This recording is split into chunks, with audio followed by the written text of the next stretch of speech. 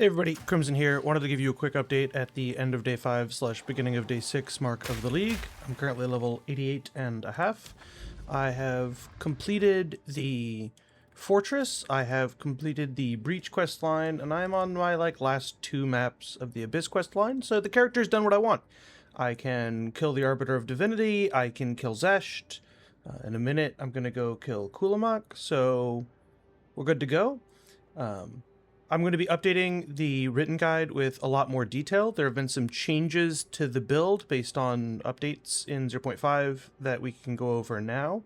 The first thing is that I have moved away from Electrocute as a mechanic. Electrocute appears to not be working the way that we expect it to. I'm not quite sure why, but my test character in 0.4 was electrocuting rares, and in particular multi-mod abyssal rares, some of the tankier enemies that you'll fight in a regular map quite regularly, and in 0.5 that just isn't happening. So we've moved away from electrocution and we've moved toward using flash grenade just to blind enemies and to get some stun buildup. On flash grenade, the supports are updated in the planner, but right now I'm using multi-shot 2 and stun 2. I also have concussive runes allocated, but you'll notice I have no ward available, so this isn't even actually activating. I've also made the full transition over to the evasion base, so you'll notice I have a helm with T2 flat evasion, T1% evasion, and T3 hybrid evasion and life, as well as T1 deflection rating.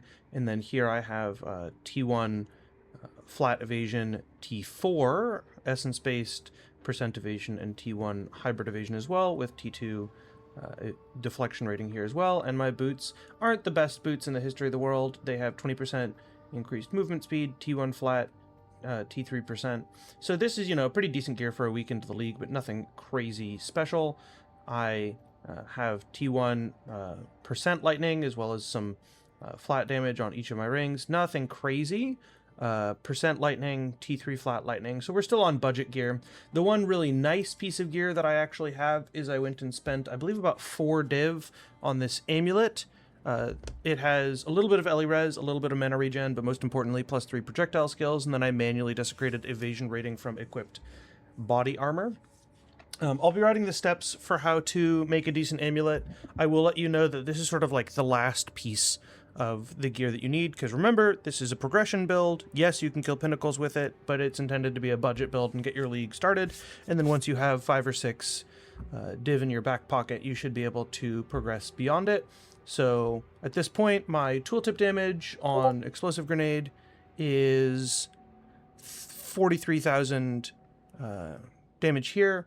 And then I'm currently using a budget weapon that I want to talk to you guys about, because a couple of people have told me that they're stuck in sort of mid to late map progression, sort of T9 to T14 maps. And then they can't get a weapon upgrade. Like, a lot of people have come into my chat and said, hey, love the build, got through the campaign easily. Now I'm stuck in maps and I can't get a weapon upgrade. What can we do? So I've come up with a super budget craft for you guys. And we're going to talk about that in a second. But first I want to answer another common question, which is what is good on jewels? And good jewels are pretty cheap this league. They're not incredibly expensive. I'll show you a couple of ones that I have here. I'll update the build planner in the endgame version with some jewels that are like this, just so you can see examples. But in essence, the good prefixes are projectile damage, damage with crossbows, lightning damage, and evasion rating, and the suffixes are attack speed with crossbows, and movement speed, which means that decent jewels with damage prefixes and complete junk for suffixes are very, very cheap, like 5 exalts, and good jewels that have all 4 of our desired mods, evasion rating, projectile damage, attack speed with crossbows, and attack speed, this jewel would be like 1 divine. So still pretty budget, but definitely something that you want to work on later. But just to give you an example, I'm comfortably able to run 4 mod, 2 tablet, T15s with this kind of gear, and nothing too crazy here. Here's another one jewel that I have. So right now I have 4 jewels. 2 of them have 4 to 4 affixes. 2 of them have good prefixes and junk suffixes. So I've got maybe 2.5 div worth of jewels in my particular character right now. but I want to move you guys over here with me so we can talk about a budget craft. Now, I want to be clear before we say this, this is not a profit craft. If you try to make profit by crafting this, you will be losing money. So this is like a self-use hyper budget craft. I've even been calling it a poverty craft on stream. The basic idea is that in general, increased physical damage with attacks, as well as siege crossbows and cannonade crossbows, is better than increased elemental damage with Charthan cannons. That said, this weapon is super suboptimal. However, it is the price difference between a Charthan cannon and a siege crossbow is much bigger than the quality difference. So this isn't a weapon that is like good. This is a weapon that is cheap and the price benefit ratio is good. So this is a desperation craft. So what you're going to look for on this weapon when you want to self-craft your desperation weapon is increased elemental damage with attacks of 100% or more, and then +4 projectile levels, okay? And I've been seeing these over the last day or two hover around 4 to 8 exalts. Most of the time there's 1 or 2 available at 5 or fewer. If a bunch of you end up buying this weapon, it'll jump up to 20 pretty quickly because there's a pretty short supply. But a Charthan cannon, ideally, if you can afford it, eye level 75 plus, but that's not a super important part of the progression. But in general, you really want to have 100% plus increased elemental damage with attacks and +4 level of projectile skills. And you're going to be in this for 5 exalts. Then you're going to go to the currency exchange, and for the price of 1 exalt, you can buy 5 greater essences of flames. So we're going to call this much less than an exalt, and you can add to a 2-handed melee weapon or crossbow about 60 to 100 fire damage. Okay, so you're going to end up having prefixes, 100% increased elemental damage with attacks, 60 to 100 fire damage, and then your suffix at this point is going to be +4 level of projectile skills. Then you are going to go to the currency exchange, and with the price of 1 exalt, you're going to buy a preserved jawbone. So that will be about 1 exalt. Similarly here, you're going to buy an omen of dextral necromancy. What that does is it forces your jawbone to add only a suffix modifier, and this will also be about 1 exalt. And then you will buy an omen of the liege, which guarantees an amonimu modifier. And this desecration attempt will be guaranteed. It will reveal a suffix, and that suffix will look like this. You will always have the option to pick some chance for grenades to activate a second time. That modifier will be between 15 and 25%. I should note this is also not going to be folded into your DPS on your path of building or on your character tooltip, but it will be there and it will be helping you. When you detonate a pile of grenades, you'll just get 25% of them to activate a second time. We already have a little bit of chance to activate a second time in the build if you have payload support and if you have repeating explosives allocated on your tree, which you should have if you're following the build guide. So it'll depend how valuable this is, but it's a guaranteed modifier, and we'll call it 10% more damage at the low end and about 15% more damage at the high end. So good enough. Then your total cost so far to craft is something like 6 to 8 exalts, depending how cheap your base was and what the current currency exchange prices were for this. So we will say that you're in it for 6 to 8 exalts, and you end up with a crossbow like this one. Then you're going to go to the currency exchange, and you've got a budget, and you've got a few exalts left over, and you are going to buy a greater exalted orb. That greater exalted orb is going to cost around 10 exalts.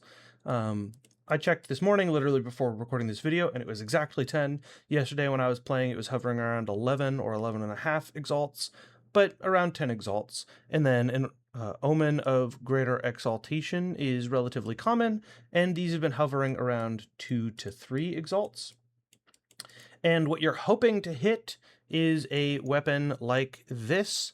This is actually one of the worst possible outcomes, where we got a completely dead suffix. Something like attack speed would be useful, but then we're hoping to hit lightning damage here. If we hit cold damage, it's okay. If we hit high tier flat physical damage, it's okay. But lightning damage is the desired outcome here. So this step has around a 1 in 3 chance of giving you something very, very good. Even if you completely whiffed, just this version of the crossbow would be usable for quite a while, and you can get much, much higher lightning damage than this. For example, if you go to the trouble of getting the item level 75 crossbow base, instead of getting 6 to 122, you can get up to like 14 to 320. So 14 to 320, so like almost 2.5 times this amount of damage. But that's your budget crossbow craft. And just to belabor the point a little bit, this is actually, I've gone out of my way to not upgrade my weapon beyond this because I want to prove that the budget build works to kill pinnacles and to run T15s. So I've actually been using that exact crossbow, which crafting takes about 20 exalts. I will say that if you whiff on that last RNG step and you get some really bad stuff, then you definitely can end up in a pretty tough spot. But just to show you here, a single divine dropped on the floor is going to be worth 79 exalts. The whole craft costs about 20, so you would get 4 chances to make such a crossbow from a craft like this, from a single divine dropping in trade. And so you'd end up, you know, 1 divine dropping will get you a weapon that'll get you to T15s, and then at that point you can start farming and crafting and trading for other items. So I hope that that helps. If there are more questions, please ask them in the comments down below. By the time that this video is uploaded on YouTube, I will be live on Twitch, and the first couple of hours on the stream, I'm going to be updating the written guide with a lot more information about map progression. I'm going to be adding jewels to the guide. I'm going to be adding chase items to the guide. But for me, the build is mostly done. It got me into the 80s, into the high 80s. It got me to T15s, and that's the budget league starter. I'm going to be potentially swapping to Gemling just to try some things out, but actually not on grenades. I'm considering switching over to a bow-based build, but with the same character for sure. So if you guys have more questions on this, if you want to stay on grenades, the build guide will be updated with an example of an endgame witch hunter, as well at a pretty high budget, and that character would do phenomenally here. And then also there's some information on ring crafting I can give you guys if you're staying on this and you want to learn the very, very high budget crafts for this build. We can talk about how to craft the sort of triple flat, triple res rings that are shown in the build planner. They're a relatively expensive craft. Crafting each one costs about 10 divine, and it's very RNG heavy, so the actual average chance to win that 10 divine craft is like 15%.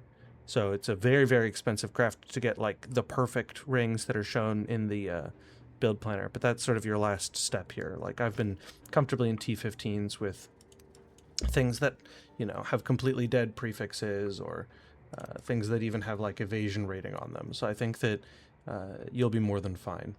But with that, I hope that that's enough to get you guys through your league start. I'm helping people troubleshoot all day on Twitch today. I'll be live for at least, I don't know, 6 or 8 hours as I update the build planner and as I finish the Abyss quest line, and then we're going to be working on a build planner to see what we can do with the new Gemling stuff, probably on a bow. So I'll talk to you guys later, and I hope that you're having a good league start. Peace.